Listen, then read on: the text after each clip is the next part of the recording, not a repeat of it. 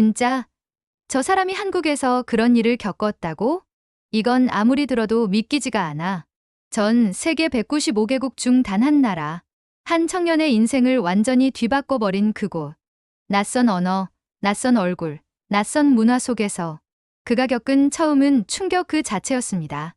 하지만 더 놀라운 건 그 처음이 단 한 번의 기회가 되어 상상도 못한 결과를 만들어낸다는 겁니다. 누구도 예상하지 못했고 당사자조차 전혀 계획하지 않았던 인생 반전. 그리고 그가 마지막에 남긴 한마디. 나는 이 나라 덕분에 진짜 내가 되었습니다.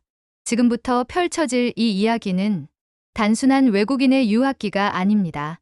당신이 한국을 다시 보게 될 이야기. 그리고 누군가는 평생 잊지 못할 그 순간. 지금 시작합니다. 그 전에 잠깐 좋아요와 구독 버튼을 눌러주시면 아리랑 특파원에게 큰 힘이 됩니다. 구독 버튼 누르는 건 무료잖아요. 행복이 여러분을 찾아올 거예요. 안녕하세요. 저는 다니엘입니다. 나이지리아의 작은 마을에서 자라서 인터넷이 느린 날엔 집 전체가 숨을 죽이는 듯했던 그런 환경에서 자랐습니다. 그런 제가 한국이라는 나라에 발을 디딘 날, 솔직히 말하면 모든 것이 너무 낯설고 두려웠습니다. 하지만 그 두려움은 곧 제가 이 이야기를 여러분께 꼭 들려드리고 싶게 만든 희망으로 바뀌었어요. 이제부터 제 이야기를 들려드릴게요. 제가 처음 한국에 도착한 날은 12월의 어느 눈 오는 날이었습니다. 인천공항 문이 열리고 차가운 공기가 제 얼굴을 스치던 그 순간을 저는 아직도 잊지 못해요. 제 피부에 닿는 겨울 공기는 처음 느껴보는 차가움이었고 주변 사람들은 목도리를 칭칭 감고 바쁘게 움직이고 있었어요. 공항 내부에 들어서자 밝고 현대적인 인테리어와 정돈된 표지판, 자동화된 시스템들이 저를 압도했습니다. 하지만 그 화려함 속에서도 저는 어쩐지 외로움을 느꼈습니다. 내가 여기에 있어도 되는 걸까? 사람들이 나를 보면 어떤 생각을 할까? 혹시 내가 피부색 때문에 차별을 당하진 않을까? 장학금에 합격하고 한국으로 유학을 오게 된 것이 제 인생에서 가장 기쁜 순간 중 하나였지만 동시에 가장 무거운 짐이 되기도 했습니다. 고향에서는 축하의 인사를 많이 받았고 부모님도 자랑스러워하셨어요. 하지만 비행기를 타고 점점 한국 땅에 가까워질수록 제 마음엔 한 가지 감정만이 가득 차올랐습니다. 바로 불안이었습니다. 공항에서 짐을 찾고 나왔을 때 안내판에 적힌 모든 글씨가 한자로 되어 있는 것처럼 느껴졌어요. 한국어 공부는 했지만 막상 현장에서 보는 건 완전히 달랐습니다. 첫 인상은 말 그대로 세상에 혼자 떨어진 기분이었어요. 픽업 버스를 타기 위해 밖으로 나왔을 때 숨이 막힐 듯한 추위에 손가락이 곧바로 얼어붙는 느낌이 들었어요. 한국 사람들은 익숙한 듯 빠르게 움직이는데 저는 한자리에 서서 스마트폰을 꺼내 확인하느라 정신이 없었죠. 하지만 와이파이는 잘 터졌고 번역 앱도 빠르게 작동해서 다행이었습니다. 기숙사에 도착하고 나서도 방은 깨끗하고 시스템은 훌륭했지만 왠지 모르게 마음이 휑했어요. 문을 닫고 혼자 남겨졌을 때 그날 하루 동안 받았던 낯선 시선들이 머릿속을 맴돌았습니다. 공항에서 나를 힐끔힐끔 쳐다보던 몇몇 사람들, 버스에서 내 옆에 앉지 않고 서서 가던 아주머니, 그런 작은 순간들이 쌓이면서 내가 이곳에서 잘 지낼 수 있을까?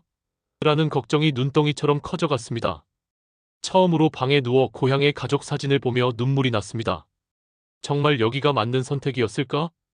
그냥 나이지리아에서 대학 다니는 게 나았을까? 그때 기숙사 조교였던 민수가 문을 노크했어요. 다니엘 씨, 괜찮아요?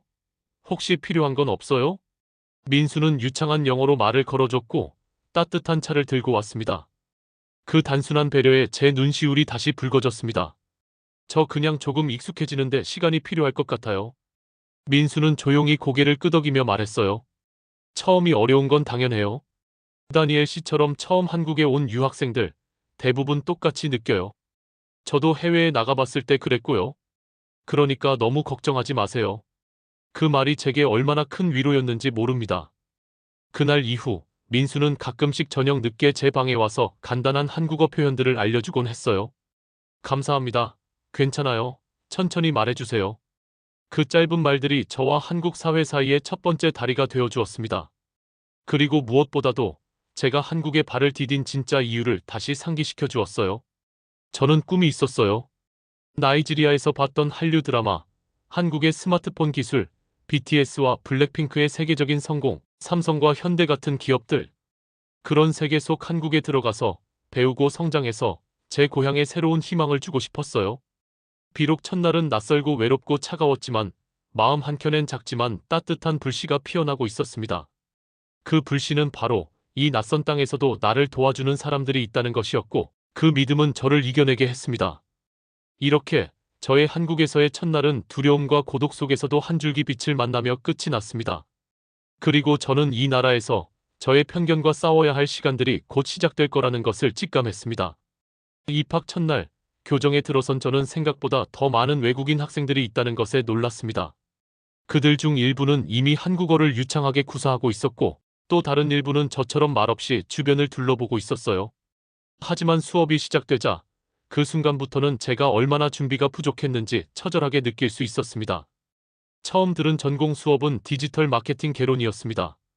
교수는 천천히 말하는 듯 보였지만 제 귀에는 그 말들이 마치 기차처럼 쉼없이 달리는 소리로 들렸어요. 노트북을 열고 필기를 하려고 했지만 무슨 단어를 적어야 할지 감도 잡히지 않았습니다. 무슨 단어였지? 저건 내가 아는 단어인가?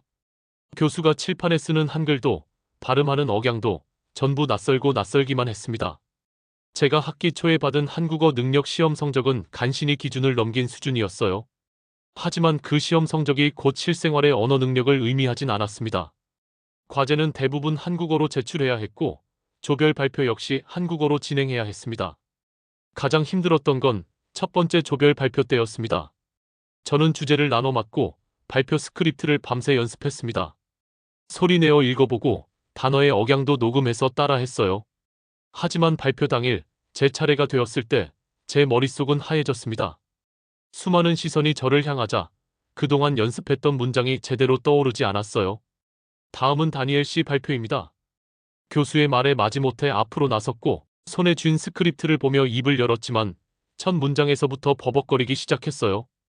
이 발표는 마케팅 전략에 대해 목소리가 점점 작아졌고 강의실엔 정적이 흘렀습니다. 그 순간 제 자신이 얼마나 초라하게 느껴졌는지 모릅니다. 그런데 그 침묵을 깨는 목소리가 들렸습니다. 바로 제 옆자리에 앉았던 지훈이었습니다. 괜찮아요. 천천히 해요. 우리 모두 이해하고 있어요. 지훈은 조용히 미소를 지으며 눈으로 응원해 주었어요. 그 말에 저는 다시 한 줄 한 줄 읽어나가기 시작했고 발표는 끝까지 이어졌습니다. 그날 이후 지훈은 자연스럽게 제 친구가 되었습니다. 수업 끝나고 복도에서 마주칠 때마다 오늘 수업 어땠어요? 하고 물어봐줬고 과제할 때도 모르는 단어나 표현이 있으면 같이 정리해 주었습니다. 지훈과의 대화는 단순히 한국어 배우기 그 이상이었어요. 그것은 바로 사람과 사람 사이의 연결을 배우는 과정이었죠. 저는 점점 용기를 얻기 시작했습니다. 식당에서 주문을 직접 해보고 카페에서도 말이 꼬이더라도 직접 커피를 주문해 보았습니다. 물론 실수도 많았어요. 어느 날은 아이스 아메리카노를 시킨다는 걸 아이스 카메라노라고 말해서 직원이 당황하기도 했죠. 하지만 그런 실수조차도 이제는 웃으며 넘길 수 있었습니다. 밤마다 저는 다이어리에 오늘 새로 배운 한국어 표현을 정리했습니다. 네요, 겠어요, 리을까요? 같은 문법을 하나하나 정리하며 외웠어요. 가끔은 지훈과 카카오톡으로 대화를 나누면서 실수한 부분을 지적받기도 했습니다. 다니엘 씨, 했어요가 아니라 했었어요예요. 이건 과거의 완료를 의미해요. 그런 피드백이 너무 고마웠어요. 또 한 가지, 제가 놀란 것은 한국인들이 외국인에게 얼마나 관대하게 대해주는가 하는 점이었습니다. 지하철에서 어색한 발음으로 길을 물어보면 돌아서서 직접 데려다주는 분들도 있었고 편의점에서 물건 찾지 못해 헤매고 있으면 직원이 친절히 다가와 설명해 주었어요. 그렇게 하나하나의 경험들이 쌓여서 제 마음속의 언어의 벽은 조금씩 낮아지고 있었습니다. 그리고 저는 그 벽 너머에서 한국이라는 나라의 따뜻한 민낯을 마주하고 있었습니다. 언어는 단순히 의사소통의 도구가 아니었습니다. 그건 곧 이 사회에 소속되기 위한 열쇠였고 그 열쇠를 돌릴 수 있도록 도와준 건 사람이었습니다. 지훈 같은 친구가 없었다면 저는 아마 지금쯤 포기했을지도 모릅니다. 그날 밤 저는 일기장에 이렇게 적었습니다. 나는 오늘도 한국어를 배웠고 오늘도 한국을 조금 더 이해하게 되었다. 그리고 오늘 나는 조금 더 한국인이 되어가고 있다. 어느새 계절은 바뀌고 캠퍼스에는 따뜻한 바람이 불어왔습니다. 처음엔 발음조차 제대로 못하던 제가 이제는 한국어 수업에서 토론도 하고 친구들과 농담도 주고받을 수 있게 되었어요. 하지만 그보다 더 감동적인 건 한국에서 만난 사람들로부터 받은 뜻밖의 응원이었습니다. 하루는 기숙사 복도에서 마주친 관리 아주머니가 제게 다가와 말을 걸었어요. 다니엘 씨 맞죠? 뉴스에서 외국인 유학생 많이 나오는 거 봤는데 우리 학교도 있으니까 반갑네요. 제가 어색하게 웃으며 네, 감사합니다라고 하자 아주머니는 웃으며 손에 과자를 쥐어주셨어요. 한국어 잘하네요. 힘내요. 공부 잘하고요. 그 말이 얼마나 따뜻하게 느껴졌는지 모릅니다. 가족도 친구도 없는 곳에서 그렇게 불쑥 건네받은 말 한마디가 큰 위로가 되었어요. 혼자 먹던 라면보다 아주머니의 그 힘내요라는 말이 제 속을 더 든든하게 해주었습니다. 어느 날은 버스를 타고 학교로 가던 중이었어요. 제가 교통카드를 찍고 뒷자리에 앉으려는데 옆에 앉은 할아버지가 저를 쳐다보며 물으셨어요. 외국인이지? 어디서 왔어? 네, 나이지리아에서 왔어요. 그러자 할아버지가 고개를 끄덕이며 말했어요. 잘 왔어. 한국 괜찮지? 살기 나쁘지 않아. 젊은 사람들은 외국 친구들 많이 필요해. 그 말에 저는 고개를 끄덕이며 웃었어요. 그때 제 마음속에는 이상하게도 내가 이 나라에서 환영받고 있다는 안도감이 싹 텄습니다. 가장 기억에 남는 건 학교 동아리에 가입한 날이었습니다. 지훈의 추천으로 한국 전통문화 체험 동아리에 들어갔는데 그곳에서 처음으로 설날 행사를 준비하게 되었어요. 전통 한복을 입고 떡국도 만들고 윷놀이도 하고 할머니 할아버지들 앞에서 인사도 드렸습니다. 처음 입은 한복은 어색했지만 사람들의 따뜻한 시선과 웃음이 그 어색함을 사라지게 했습니다. 설날 당일 지훈의 가족 모임에 초대받게 되었습니다. 그건 정말 예상치 못한 일이었어요. 다니엘, 우리 집에 같이 가요. 엄마가 당신 꼭 뵙고 싶대요. 저는 망설였지만 지훈이 워낙 강하게 추천해서 결국 따라가게 되었어요. 지훈의 어머니는 저를 보자마자 두 팔 벌려 환영해 주셨고 그날 저녁 저는 생전 처음 맛보는 잡채, 갈비찜, 떡국을 먹으며 지훈 가족과 함께 웃고 이야기 나눴습니다. 다니엘 씨, 한국어 진짜 잘하네요. 정말 노력 많이 했나 봐요. 이제 우리 가족이네. 설날엔 원래 가족이랑 보내는 거예요. 그 순간 저는 울컥했습니다. 저는 이방인이었고 외국인이었고 피부색도 언어도 다른 사람이었지만 그 식탁 위에서만큼은 모두가 저를 그냥 한 사람으로 받아주고 있었어요. 아무도 저를 이상하게 보지 않았고 낯설어하지 않았습니다. 그날 밤 기숙사로 돌아오는 길에 지훈에게 말했어요. 정말 고마워요. 이런 따뜻한 경험 나이지리아에 있는 부모님께 꼭 이야기해 드릴게요. 지훈은 고개를 끄덕이며 말했어요. 다니엘, 한국은 생각보다 따뜻한 나라예요. 너무 겁먹지 말아요. 그 말을 듣고 저는 마음속으로 다짐했습니다. 그래, 나를 응원해주는 사람들이 이렇게 많은데 절대 중간에 포기하지 말자. 이 응원에 보답하기 위해서라도 끝까지 해보자. 그 후로 저는 더 열심히 살았습니다. 아침 일찍 도서관에 가서 전공책을 읽고 점심시간에는 다른 외국인 친구들에게 한국 문화를 알려주기도 했어요. 지훈의 도움을 받아 외국인 학생 대상 한국어 발표대회에 나갔고 그곳에서 장려상을 받는 쾌거도 이루었습니다. 그 상은 큰 상은 아니었지만 제겐 내가 지금 잘하고 있다는 증거처럼 느껴졌어요. 제가 받고 있는 응원이 헛되지 않다는 걸 증명한 셈이었고 동시에 제 인생에서 가장 의미 있는 성취 중 하나였습니다. 한국은 생각보다 따뜻한 나라였습니다. 그리고 저는 그 따뜻함을 경험한 사람으로서 언젠가 또 다른 외국인에게도 이 따뜻함을 전하고 싶다고 느꼈습니다. 언젠가 나도 누군가에게 이런 말을 해주고 싶다. 힘내요. 한국은 당신을 응원하고 있어요. 처음 한국에 왔을 때만 해도 내가 여기서 버틸 수 있을까? 하는 걱정이 마음의 절반을 차지하고 있었습니다. 하지만 이제 저는 단지 버틴다는 수준을 넘어서 자라나고 있다는 것을 몸으로 느끼고 있었어요. 지훈과 함께 공부하던 어느 날이었습니다. 저는 중간고사 레포트를 작성하다가 어려운 문장 하나에 막혔고 고개를 갸웃거리며 말했어요. 지훈, 이 문장 자연스러워요? 그 기업은 마케팅 전략을 강화했습니다. 이런 표현 맞나요? 지훈은 살짝 웃으며 고개를 끄덕였습니다. 이젠 내가 물어보고 싶을 정도네요. 너 정말 많이 늘었어요. 그 말에 저는 겸손하게 웃었지만 사실 그 순간 제 안에서는 자부심이 꿈틀거리고 있었어요. 매일 밤 일기를 쓰고 한국어 라디오를 틀어놓고 잠들고 친구들과 메신저로 대화를 나누며 실수를 줄이기 위해 노력했던 지난 시간들이 그제서야 빛을 발하는 느낌이었거든요. 어느 날 교수님이 수업 후에 제게 말씀하셨습니다. 다니엘 씨, 이번 발표 정말 인상 깊었어요. 전보다 논리적인 구조가 훨씬 좋아졌어요. 한국어 표현도 매우 자연스러웠고요. 그날 저는 교수님의 칭찬을 들으며 다시 한번 다짐했습니다. 내가 지금 가고 있는 이 길이 틀리지 않았구나. 그 이후로 저는 수업이 끝나고 곧바로 도서관으로 향하는 것이 일상이 되었습니다.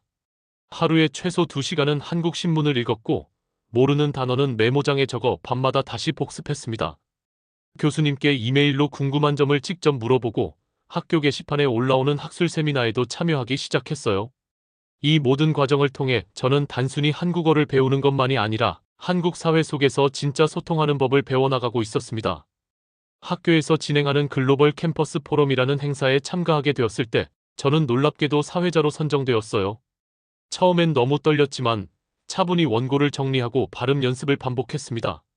무대에 서는 그날 강당에 앉은 수많은 학생들과 교수님들이 제 발표를 들으며 박수칠 때 그동안의 모든 고생이 떠오르며 울컥한 감정이 밀려왔습니다. 그리고 드디어 어느 날 전교생 앞에서 졸업 프로젝트를 발표하는 날이 다가왔습니다. 대강당 무대 위, 저는 정장을 단정히 차려입고 무대를 향해 걸어갔어요. 손에 땀이 차고 심장이 빨리 뛰었지만 눈앞에 앉아있는 교수님들과 친구들, 그리고 지훈의 따뜻한 눈빛을 바라보며 차분히 숨을 고르고 입을 열었습니다. 안녕하세요. 저는 다니엘입니다. 오늘 제가 발표할 주제는 디지털 전환 시대의 아프리카 마이너스 한국 비즈니스 전략입니다.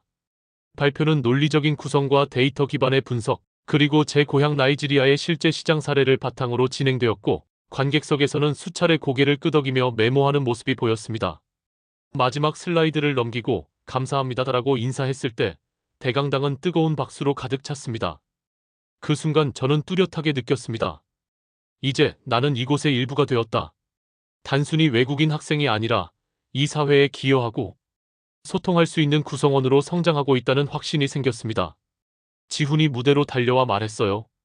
와 다니엘, 나 진짜 감동받았어. 나중에 꼭 대기업 들어가서 우리 같이 일하자. 저는 웃으며 손을 내밀었고 우리는 힘껏 손을 맞잡았습니다. 그날 밤 저는 민수에게 연락을 했습니다. 형, 오늘 졸업 발표 잘 마쳤어요? 형이 기숙사 처음 왔을 때 도와줬던 거 아직도 기억해요. 민수는 웃으며 말했어요. 내가 뭐 대단한 거 했냐? 다니엘, 내가 노력한 거지. 앞으로가 더 기대된다. 한국에서도 아니 어디서든 잘할 거야. 이렇게 저는 하나하나 계단을 오르듯 천천히 그리고 묵묵히 하지만 단단하게 제 길을 만들어가고 있었습니다. 그리고 이제는 그 길이 분명히 어디로 향하고 있는지도 알 것 같았어요. 꿈을 향해, 그리고 편견을 넘어 더 많은 것을 품을 수 있는 사람으로. 졸업이 가까워지면서 캠퍼스에는 묘한 긴장감이 감돌기 시작했습니다. 동기들은 이력서를 준비하고 취업 설명회를 다니며 서로의 포트폴리오를 비교하느라 바빠졌어요. 저도 자연스럽게 그 흐름에 합류했지만 제 마음 한편엔 불안이 점점 커지고 있었습니다. 이제는 한국어도 유창하게 구사할 수 있고 졸업 프로젝트도 성공적으로 마무리했어요. 심지어 외국인 대상 수상 경력까지 갖췄지만 정작 취업 시장에서 마주한 현실은 생각보다 냉정했습니다. 첫 이력서를 보낸 회사에서 받은 메일은 짧고 차가웠습니다. 외국인 채용 계획이 현재 없습니다. 지원해 주셔서 감사합니다. 두 번째, 세 번째, 10번째 반복되는 문구는 점점 저를 지치게 만들었습니다. 하루는 지훈과 함께 카페에 앉아 있었어요. 노트북을 펼치고 지원서를 작성하다 말고 저는 커피잔을 내려놓고 말했습니다. 지훈, 나 정말 괜찮은 스펙이라고 생각했는데 아무도 관심이 없어. 지훈은 제 말을 잠시 듣고 나더니 천천히 말했어요. 맞아요. 한국 기업들이 외국인을 채용하는데 여전히 보수적인 곳이 많아요. 하지만 다니엘, 너는 이미 많은 걸 이뤘잖아요. 지금 포기하면 그동안 널 응원했던 우리도 다 포기하는 거야. 그 말에 저는 눈을 감고 한숨을 쉬었습니다. 생각해보니 맞는 말이었어요. 지훈, 민수, 교수님들, 심지어 제게 과자 주시던 아주머니까지. 그동안 받았던 수많은 응원이 머릿속에 떠올랐습니다. 그들을 실망시켜선 안 된다. 이왕 여기까지 온 거 끝까지 해보자. 그날 밤 저는 벽에 붙여뒀던 이력서 작성표를 다시 꺼내고 새로운 리스트를 만들어 하나씩 지원하기 시작했습니다. 며칠 후 지훈이 저에게 한 박람회 링크를 보내줬어요. 외국인 유학생 대상 취업박람회가 다음 주에 열려. 너한테 딱 맞는 행사야. 저는 바로 등록하고 참가를 준비하기 시작했습니다.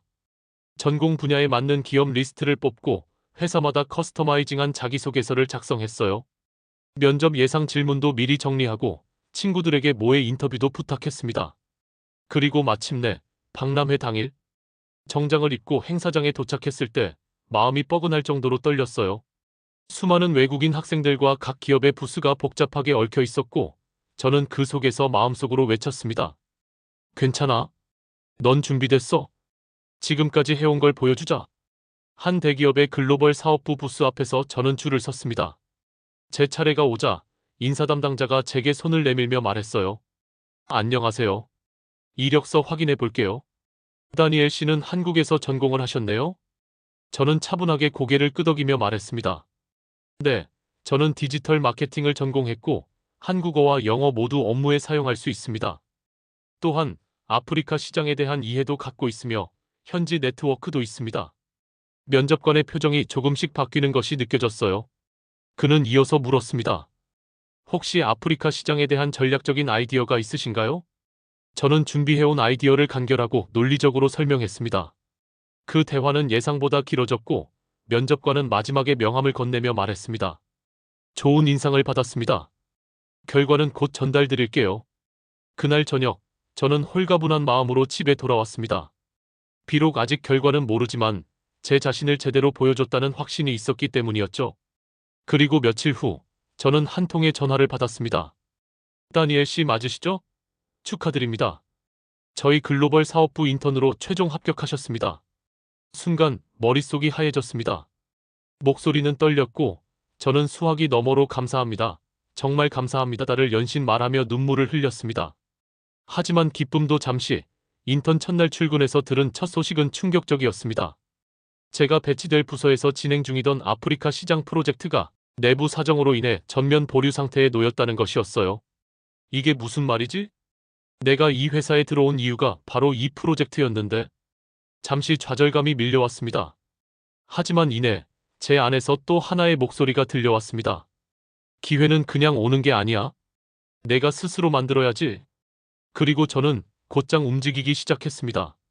인턴십 첫날 프로젝트 보류 소식을 들었을 때 저는 숨이 턱 막히는 기분이었습니다. 내가 이 회사를 선택한 이유가 바로 이 프로젝트였는데 이대로 아무것도 못하고 시간만 보내야 하나?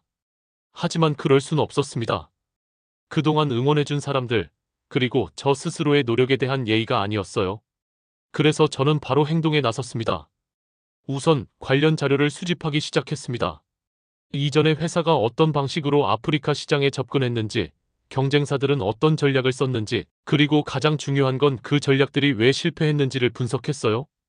퇴근 후에는 회사 내부 보고서와 해외 보고서를 나란히 놓고 비교했고, 제가 알고 있는 나이지리아의 실제 시장 구조와 문화, 소비 성향까지 메모장에 빼곡히 적어 정리했습니다. 그리고 그 다음 주 월요일, 저는 조심스럽게 팀장님께 다가갔습니다. 팀장님, 잠시 시간 괜찮으세요? 프로젝트 관련해서 드릴 말씀이 있습니다. 팀장님은 의외로 관심 있게 들어주셨고, 저는 준비해온 프레젠테이션을 조심스럽게 꺼냈어요.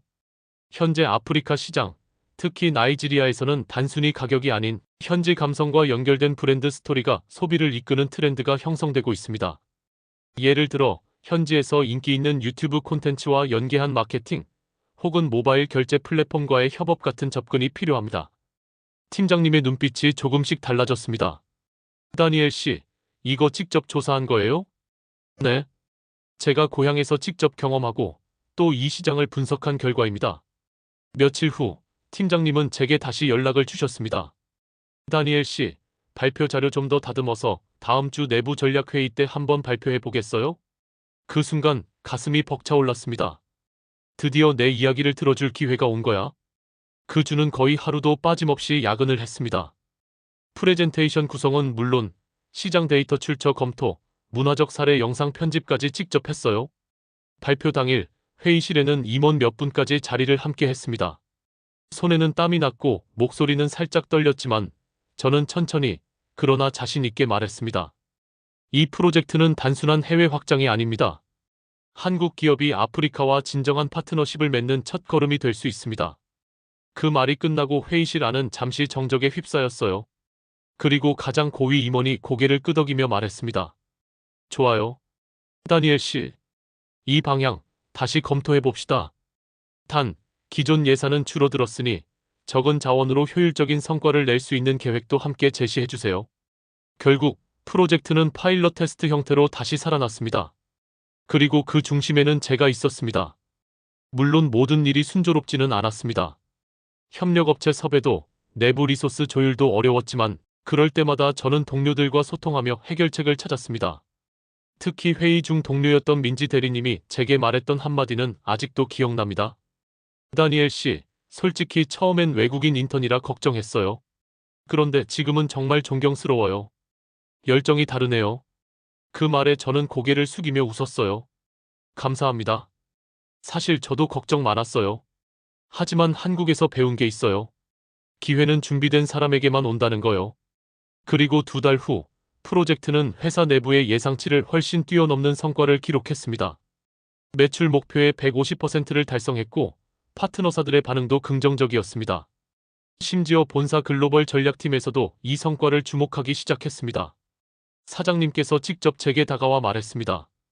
다니엘 씨, 아주 훌륭한 성과였어요. 우리 회사가 당신 같은 인재를 얻었다는 게 자랑스럽습니다. 그 말 한마디에 그동안의 모든 피로와 불안이 눈 녹듯 사라졌습니다. 나도 할 수 있었구나. 편견을 이겨내면 문은 스스로 열리게 되어 있는 거구나. 그날 퇴근길, 지훈에게 전화를 걸었습니다. 지훈, 드디어 프로젝트가 성공했어. 나 정말 믿기지가 않아. 지훈의 목소리는 그 어느 때보다 밝았습니다. 그럴 줄 알았어. 다니엘, 넌 내가 아는 사람 중에 가장 멋진 사람이야. 그렇게 저는 제 인생에서 가장 중요한 기회의 문을 스스로 열어냈습니다. 그 문 너머에는 단지 직장이나 안정이 아니라 한국이라는 나라와 진정으로 연결된 삶이 기다리고 있었어요. 성공적인 파일럿 프로젝트 결과 이후 회사 내부 분위기가 완전히 달라졌습니다. 회의 시간마다 사람들이 제 의견을 먼저 물었고 매일 밤에는 새로운 업무 요청이 쉴 새 없이 쌓이기 시작했어요. 그리고 어느 날 팀장님께서 제게 정식 제안을 하셨습니다. 다니엘 씨, 이번 기회에 우리 글로벌 사업부 정규직 채용을 고려해보는 게 어떨까요? 임원회의에서도 당신의 기여를 높이 평가하고 있어요. 이제 진짜 식구가 될 준비는 되어 있죠?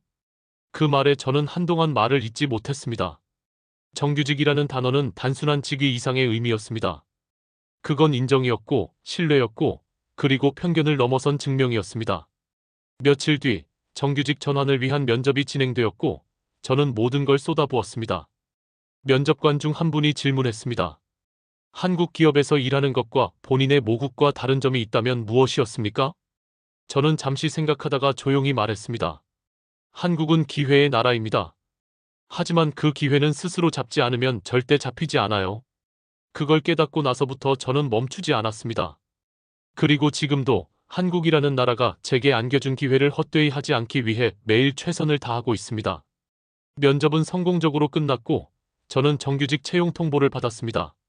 사장님께서 저를 따로 불러 웃으며 말씀하셨어요. 다니엘 씨, 앞으로 한국에서 오래오래 함께 일해봅시다. 이제부터는 그냥 우리 직원이에요. 외국인 아니에요. 그 말을 듣는 순간 저는 왈칵 눈물이 쏟아질 뻔했습니다. 정장을 입은 채 엘리베이터를 타고 사무실로 돌아가며 혼잣말로 되뇌었어요. 드디어 나도 이곳에 뿌리를 내렸구나. 그런데 제 이야기는 거기서 끝나지 않았습니다. 그 프로젝트의 여운이 사라지기도 전에 회사에서는 본격적인 아프리카 시장 진출을 위한 장기 전략 수립에 들어갔습니다. 그리고 저는 이 프로젝트의 핵심 기획자로 이름을 올렸습니다.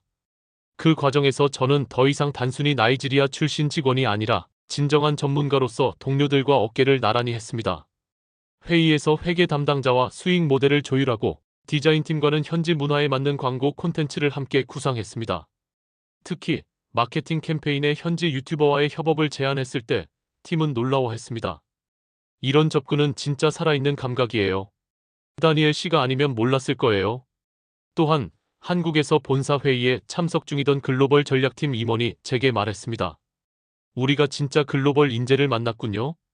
당신 같은 인재가 한국 기업에 더 많아지길 바랍니다. 그날 회의실을 나오며 저는 처음 한국에 도착했던 인천공항의 차가운 공기를 떠올렸습니다. 낯선 표지판 앞에서 길을 헤매던 저, 눈물로 잠들던 기숙사 첫날 밤, 그리고 버스 정류장에서 들었던 한국어 잘하시네요 라는 말 한마디. 그 모든 순간들이 차곡차곡 쌓여 지금의 저를 만들었습니다. 그리고 그 증거는 단지 직책이나 연봉이 아니라 같이 일하는 동료들의 신뢰, 회사의 기대, 그리고 제가 책임지고 있는 프로젝트의 방향성이었습니다. 퇴근 후 저는 혼자 한강변을 걸었습니다.